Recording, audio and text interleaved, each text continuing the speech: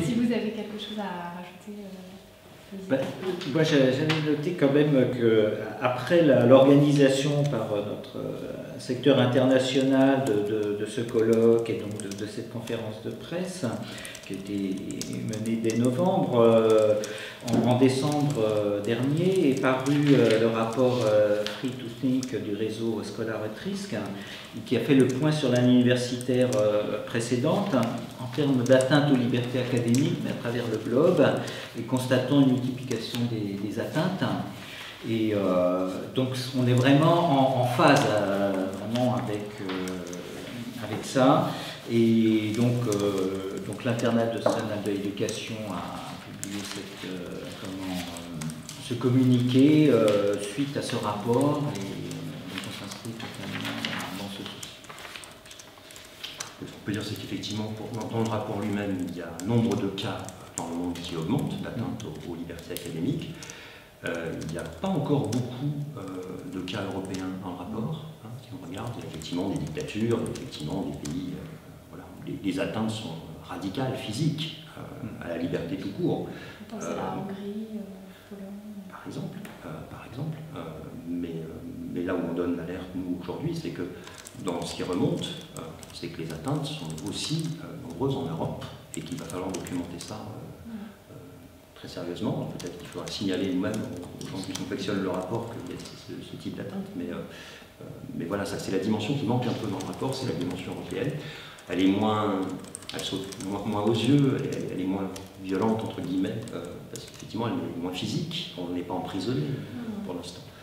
Ça se fait de façon progressive aussi. Voilà. Donc, mais c'est plus insinueux, plus sournois, mais tout aussi efficace. Effectivement. Et donc vous, au sein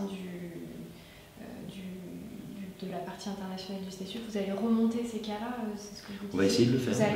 On le fait déjà là, au niveau international, parce que avec nos collègues turcs, par exemple, ou même nos collègues sénégalais, on a eu un cas cet été, vous le savez, à Dakar, qui est relativement inquiétant, l'université de Cheikh Anta Diop. Voilà, donc oui, on est d'abord focalisé là-dessus, en solidarité. Et on s'est rendu plusieurs fois en Turquie, en soutien d'Yetim Sen, qui est le syndicat de l'enseignement de la maternelle à l'université, très mobilisé contre les attaques contre les libertés dans l'enseignement, etc. Et très mobilisé aussi contre le pouvoir autoritariste d'Erdogan.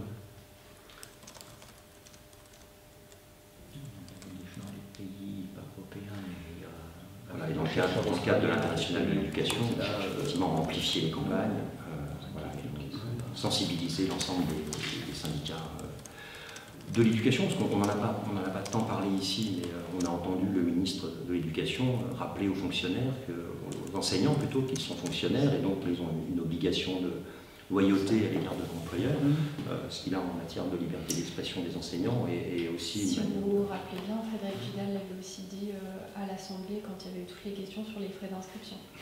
Exactement. Oui. À se demander si Madame Vidal a été enseignante-chercheur elle-même. Parce que soit elle connaît très mal le droit, ce qui est très inquiétant, soit elle le fait exprès, c'est encore plus inquiétant. oui,